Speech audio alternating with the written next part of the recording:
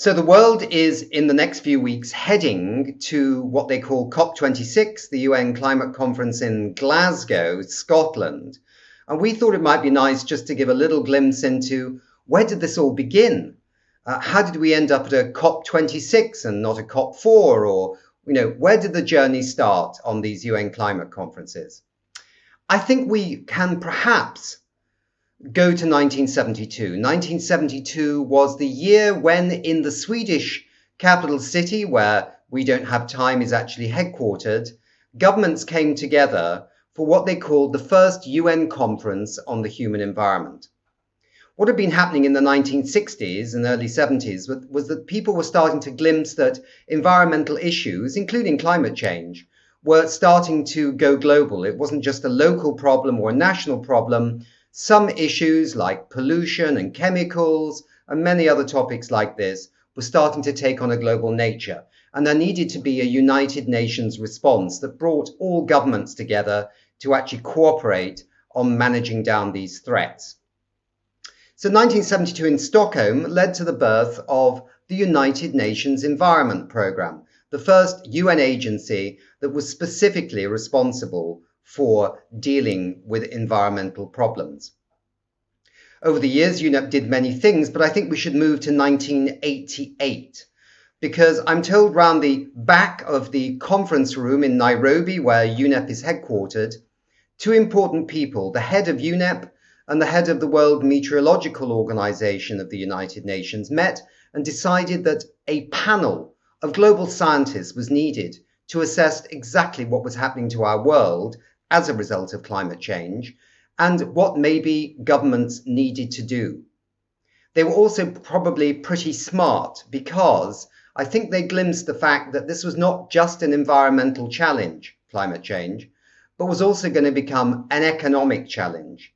And this was going to go to the heart of economies around the world, and that there would be a lot of fights, a lot of people questioning the science and wondering if it was true, did they really need to act?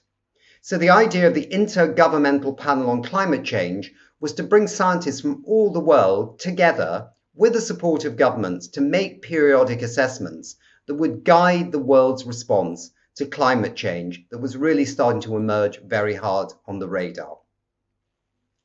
Those individuals from the UNEP, but also the World Meteorological Organization and many, many others, also took the view that perhaps we didn't just need the science, we also needed the science to inform some kind of global treaty on climate change. And that opportunity came in 1992 in Rio de Janeiro.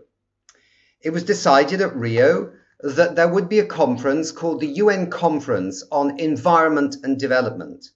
And the heads of state there, which range from George Bush Sr. in the United States, in Britain it was a guy called John Major, in Sweden it was Carl Bildt, and in India it was Narasimha Rao.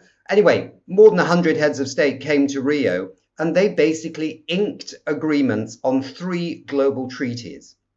One treaty was on wildlife, you might say. It was called the Convention on Biological Diversity because people were worried what was happening to plants and animals and other species. A smaller treaty called the UN Convention to Combat Desertification, one on land degradation because people were getting worried about what was happening to land, particularly in poorer countries around the world. And of course, there was the United Nations Framework Convention on Climate Change, the first treaty on dealing with climate change. This was a very momentous moment because, of course, we'd had the fall of the Berlin Wall, the end of the bipolar world, and everybody thought that the peace dividend meant that we could invest in some of these issues which had been growing over the last few decades before 1992, and that many people felt there needed to be some kind of response. So it was meant to be a very optimistic conference in Rio.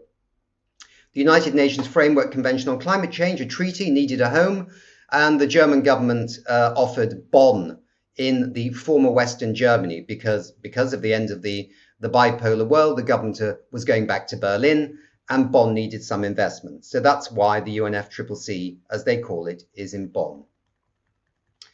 So what happened next? Well, the first treaty, this UNFCCC, the United Nations Framework Convention on Climate Change, was quite modest when we think of the climate emergency we're in right now. It was the responsibility of the industrialized countries who'd grown their economies on the back of burning fossil fuels to act, and quite rightly so. But their target was basically to stabilize their emissions at 1990 levels. So it was pretty modest. We had our first COP. Why is it called a COP? It's called the Conference of the Parties to the United Nations Framework Convention on Climate Change. And the first COP was held in Berlin with a young, new environment minister, Angela Merkel, who was actually presiding over the meeting and the conference. So then we move along to 1997. This is a key date because the governments came back then for what was called COP3. And this happened in the ancient historic Japanese city of Kyoto. And it was realized very quickly after the signing of the original treaty in 1992 that we couldn't just stabilize emissions, we needed to cut them. And this gave birth in 1997 to the Kyoto Protocol, a new piece of international legislation that required the rich industrialized countries to basically reduce their emissions by what seems now, again, a modest 5.2% on average.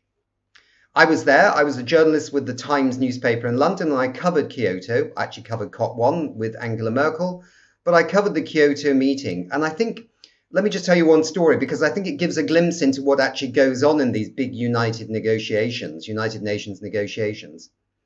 We were all sitting around and they were rowing and yelling, and there were a lot of fraught discussions going on in the wee hours, in the early morning. This conference was going beyond its dateline. It was going into the next day.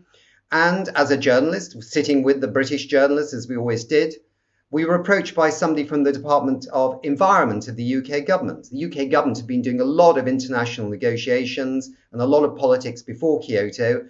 And this was led by the Deputy Prime Minister of the day, a rather blunt trades union Labour minister called John Prescott. And one of his team came down to us and said, would you come and see John Prescott? And we went, well, we're a bit busy. We're watching the plenary. We're just waiting for the outcome. And they said, I think Mr. Prescott will be able to tell you the outcome. So we went and we tiptoed very quietly past all the other journalists from the other nations and found this man, John Prescott, in a room. And he said, okay, guys, do you want a drink? And we went, well, yeah, what's there to celebrate? He said, we have a deal. We sat there and he relayed off what each of the nations, the industrialized nations, the United States, Europe, the UK, Japan, Australia, Canada, what they were going to do to cut back collectively by 5.2% of the global emissions. And he had all the numbers at his fingertips. We said, we can't possibly write anything, Deputy Prime Minister, because we don't know the full outcome. He said, this is the outcome. We filed the story. We got the last edition of our newspapers on a historic deal signed in Kyoto to cut emissions, while the plenary was still going on with no apparent decision for many, many hours later. It's a glimpse into the fact there's a lot goes on at these UN climate conferences that are behind the scenes. Deals are cut all over the place. Maybe it's a little different now because in those days it was just a few industrialized nations that needed to act and they could get that done privately. But they are often places where things are happening that are almost invisible to the average human eye, and the outcomes are often happening well before anybody realizes they've been done. So that was Kyoto. Where do we go next? We go to the next COP of importance, one might say, which was in Copenhagen in 2009. This was called COP15, the 15th session of the Conference of the Parties. This was meant to be the biggie. This was really meant to be one of the most important meetings because in the intervening years, clearly the emissions were going up in the atmosphere. The industrialized nations were not really taking their responsibilities seriously. And we also had the growth of many countries before, like China, like India, many, many others, whose emissions now were growing because their economies were growing so rapidly. And Copenhagen was meant to be when the world would sign a universal climate agreement, one that would really bring all nations in with differing responsibilities, but to really, really act in unison on this challenge of climate change. And of course, the science had also evolved. We knew the risks were rising. We knew it was getting more and more dangerous not to take the right kind of steps. What happened in Copenhagen was a disaster. an unmitigated disaster. The Big E didn't happen. The big universal agreement did not occur.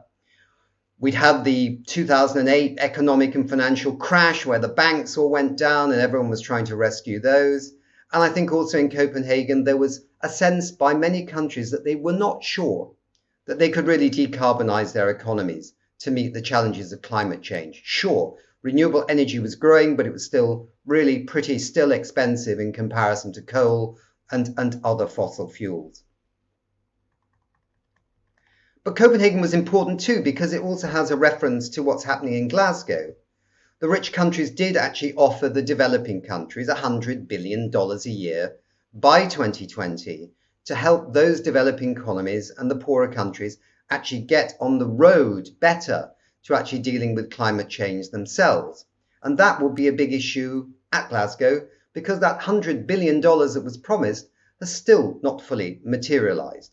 And you may smile a little bit and say, well, what's $100 billion when we spent 15 trillion or 16 trillion on COVID-19 in the past year or so? But this is a political thing. It's a promise.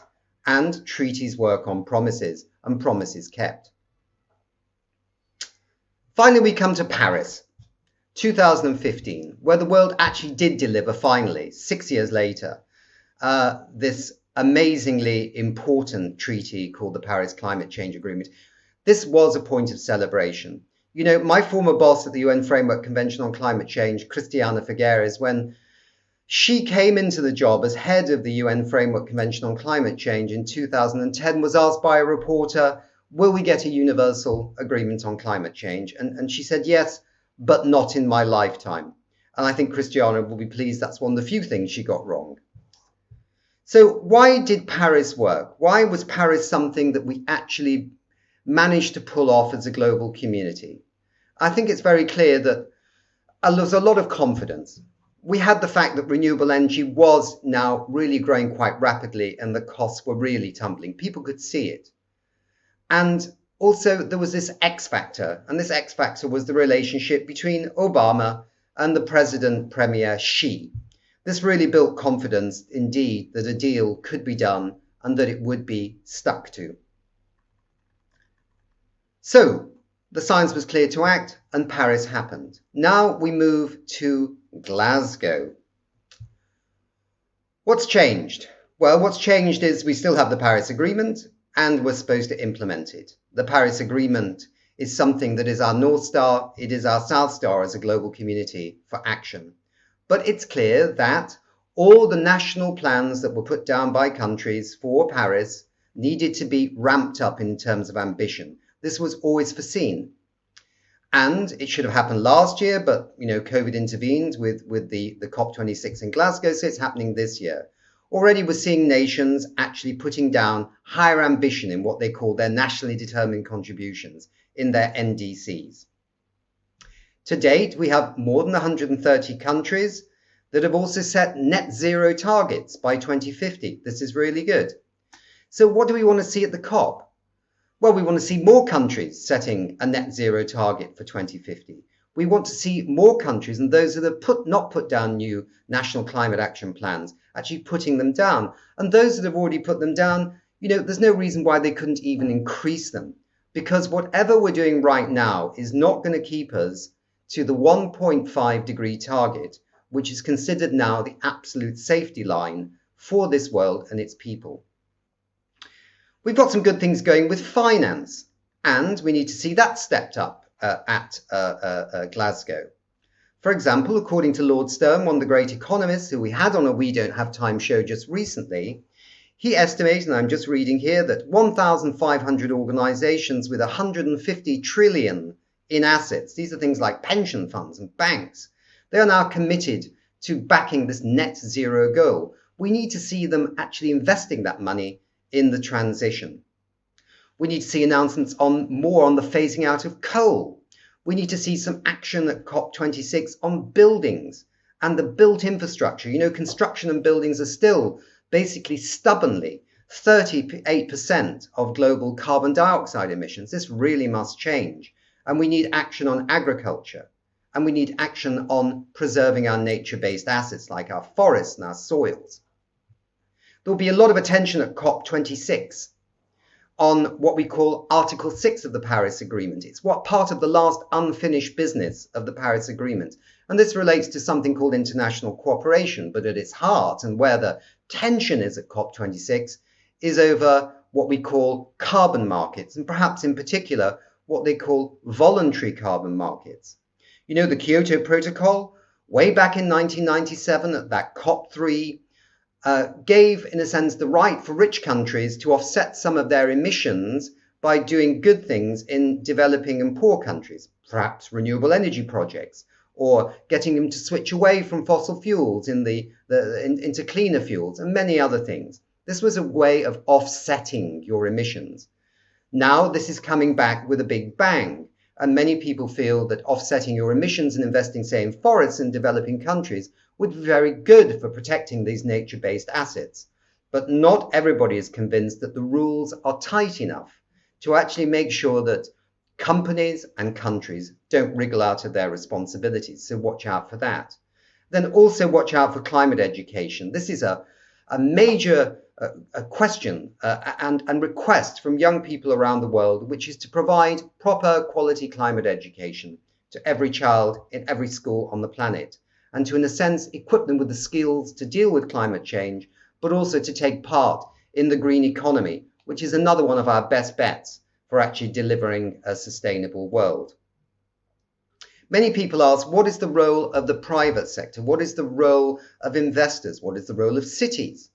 And what are the role of civil society and philanthropy and many other parts of what we call the non-party stakeholders at COPs? They're not the parties, they're not the governments, they're the non-party stakeholders.